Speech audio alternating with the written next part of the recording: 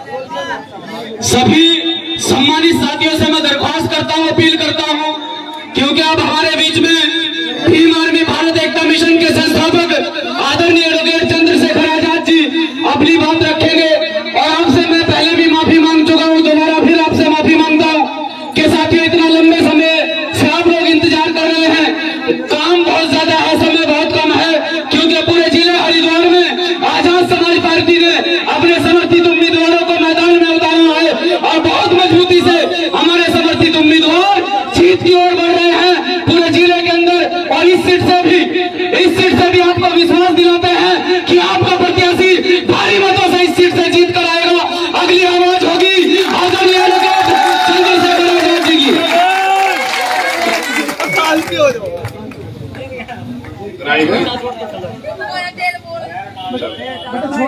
धन्यवाद भाई।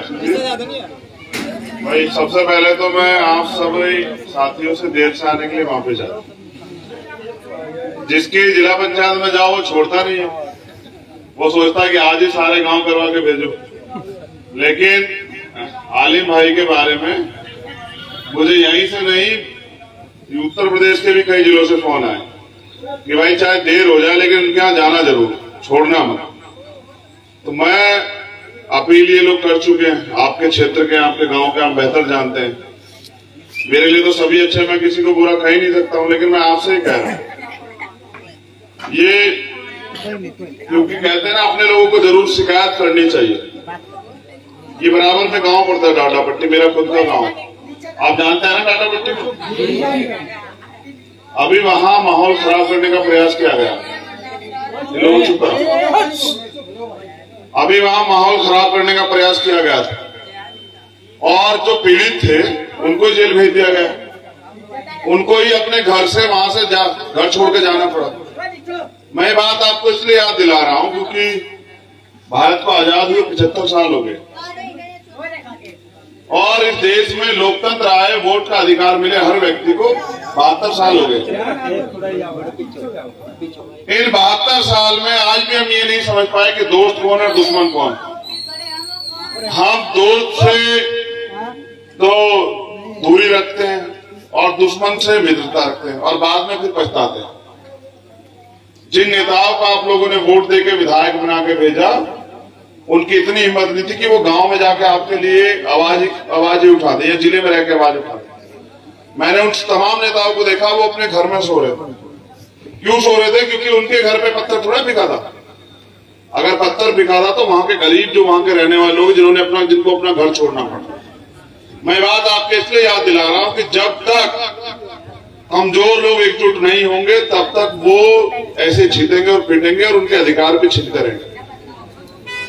आलिम भाई अपने समाज में मजबूती से काम कर रहे हैं और हम लोग लगातार 5 के 5 साल सड़कों पे काम करते हैं। पिछली बार हमारे लोग मुझसे कह रहे थे कि भाई विधानसभा में हम दूसरी पार्टी को वोट दे रहे हैं। मैंने कहा कि दे दो। मैंने उनसे ये भी कहा कि ये भी देखना है जिनको वोट दे रहे हैं कल वो आपके काम आएंगे भी नहीं आएंगे। इस बार वो सिक्के बंद हो गए, अगर आप 70% वोट दोगे तो 90% वोट देंगे। और आप पूरे तीसरा दिन है मुझे आज जिला हरिद्वार में, आज मुझे तीसरा दिन, जबकि मेरा गांव पैतृक गांव यही पड़ता, मैं इसलिए आप समझिए मैं हापी के मजरे गांव। लेकिन अगर कोई सड़क पे है, अगर किसी की सभा हो रही है, अगर किसी का रोड शो हो रहा है, अगर किसी की मीटिंग हो रही है, कल रात गदर जुड्डा में इससे 4 गुना लोग थे, वो आजाद समाज पार्टी के, क्योंकि दलित समाज सिक्के बंद होकर वोट दे रहा है। अब अगली जिम्मेदारी आप लोगों की, अगर आप चाहते हैं कि आलिम भाई को ताकत मिले तो वो ताकत जिसके बदौलत ये आपके लिए कुछ कर पाए, क्योंकि ये अगर एक वोट से भी हारा तो वहां बोर्ड में बैठ के आपके लिए काम नहीं करा सकता। आपको जिम्मेदार बनके इनको वोट करनी पड़ेगी। और फिर मैं दलित समाज के लोगों से अपील करूंगा कि हालात बहुत खराब हैं, मुल्क के हालात देखो आप क्या हैं। ये जो केंद्र की सरकार बैठी और यहाँ की भी सरकार है, इनका बस चले तो आपसे सांस लेने का अधिकार छीन ले लोग। एजुकेशन का बजट खत्म कर दिया, स्कॉलरशिप खत्म कर दी, नौकरी नहीं दे रहे हैं, नौकरियों में भ्रष्टाचार कर रहे हैं, घोटाले करके अपने लोगों को भर्ती कर रहे हैं और युवा बेरोजगार घूम रहा है, महंगाई पे कंट्रोल नहीं कर रहे। और देश के प्रधानमंत्री वो चीते लाए कहीं से पकड़ के। मेरी बात पे गौर करो, जब वो चीते लाए, बहुत अच्छी बात है, लिया है चीते, मगर मैं ये कह रहा हूं काला धन कब आएगा आपका, बेरोजगारी कब खत्म करोगे, महंगाई कब घटाओगे, इस पे तो नहीं बोलते हैं। जनता को गुमराह करना, कभी चीते लाते हैं, कभी बिल्ली लाते हैं, कभी कुत्ता लाते हैं, लेकिन आम लोगों के जीवन में हंसी कैसे आए इस पे कभी बात नहीं करेंगे। तो इसलिए मैं आपसे कह रहा हूं कि जब चारों तरफ अंधेरा हो तो एक छोटी सी रोशनी भी लोगों में उम्मीद पैदा करती है। आप देखना, आप यहाँ अंधेरा कर दो, एक छोटी सी मोबाइल की टॉर्च भी आपको बता देगी कि रोशनी हो रही।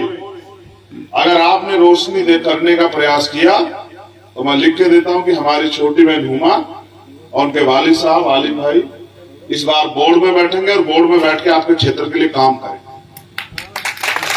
यहाँ दूसरी पार्टी के लोग भी हैं, कोई बेचारा 5, 7, 10, 20 लाख रुपए देकर टिकट लाया, अगर जीत जाएगा तो अपने पैसे पूरे करता फिरेगा।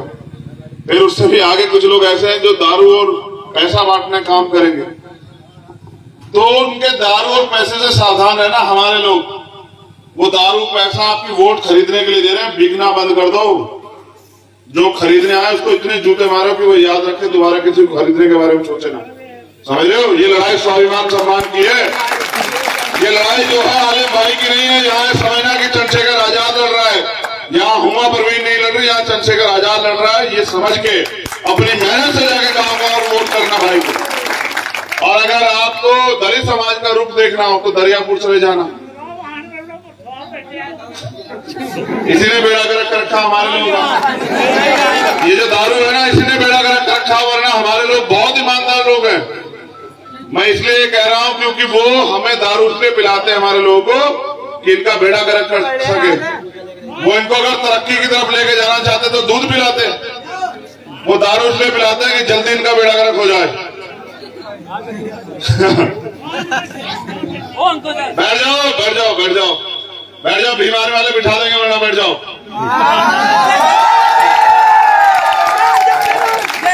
तो मैं आपसे कह रहा हूं कि वो आपके दरवाजे बंद करेंगे, आपको अपने दरवाजे खोलने के लिए लड़ना पड़ेगा, मेहनत करनी पड़ेगी।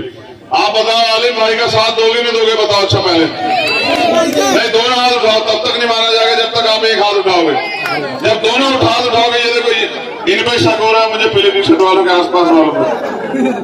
साथ दोगे नहीं दोगे, बताओ ईमानदारी से। मैं आप ईमान वाले लोग हो इसलिए पूरी जिम्मेदारी पूछ रहा हूं। अब उठाओ दोनों हाथ कि बताओ साथ दोगे नहीं दोगे। 3 आदमी जांचे मैंने उस लाइन में, जो सुन्नत वाले हाथ नहीं उठा रहे, देख लो फिर याद रखना। नीचे करो एक मिनट हाथ, देखो अब काम की बात सुनो, मजाक से लगा के। ताकत दोगे उन्हें तो मैं फिर कैसे लड़ूंगा, अच्छा बताओ। ताकत अगर उन्हें दोगे तो वही तो लड़ने की हिम्मत उनमें तो आएगी। तो मैं आपसे कह रहा हूं कि मुझे भी तो ताकत दो, मैं भी तो आपके बीच का हूं। एक बार तो आपने उन्हें विधानसभा में ताकत दे दी, कोई बात नहीं, मुझे आपसे कोई शिकायत नहीं, लेकिन मुझे आप जिला पंचायत में ताकत देकर देखना कि अगर आपने विधायक से ज्यादा काम ना किया मेरे जिला पंचायत सदस्य, तब बताना आप मुझे, ठीक है। तो इसलिए मैं आपसे कह रहा हूं कि इनकी मदद कराना। और मैं भाई से कहूंगा, देखो भाई यही मालिक है, इनके बीच में रहना। चुनाव आते जाते रहते हैं, आदमी का व्यवहार उसको बड़ा बनाता है। आज क्या आपका जिला पंचायत के लड़ रहे हो, ताकतवर हो जाओ, काम करने लग जाओ, हो सकता है अगली बार विधायक के लिए लड़ो। समय बहुत बलवान होता है, याद रखना। तो अपनी मेहनत को ज्यादा करना। और हमारे लोग भीम आर्मी के लोग कहाँ हैं, हमारे साथी भीम आर्मी के, पूरी मेहनत से लगे रहना भाई, मान सम्मान लगा हुआ, समझ रहे हो। इन्हें आरएसएस और बीजेपी के लोगों को, इन्हें संघ के लोगों को वहीं छोड़ के आना है इस बार, समझ रहे हो। विधानसभा में तो धोखा वोखा कर लेंगे, लेकिन जिला पंचायत में नहीं करने देना। और आप ये भी याद रखो, मैं आपको पूरी जिम्मेदारी से कह रहा हूं कि अगर एक वोट से भी हमारा प्रत्याशी जीत गया तो किसी की मां ने दूध नहीं पिलाया उसको हरा दे। और अगर इनका दूसरी पार्टी का 1000-2000 से भी जीता ना तो इनको हरा देंगे ये लोग। इनमें इतनी हिम्मत मिली कि लड़ने। ये धम्मी बीमार में है कि इनको डंडे, उसका झंडा और डंडा दोनों मजबूत करके जवाब दे सकता है।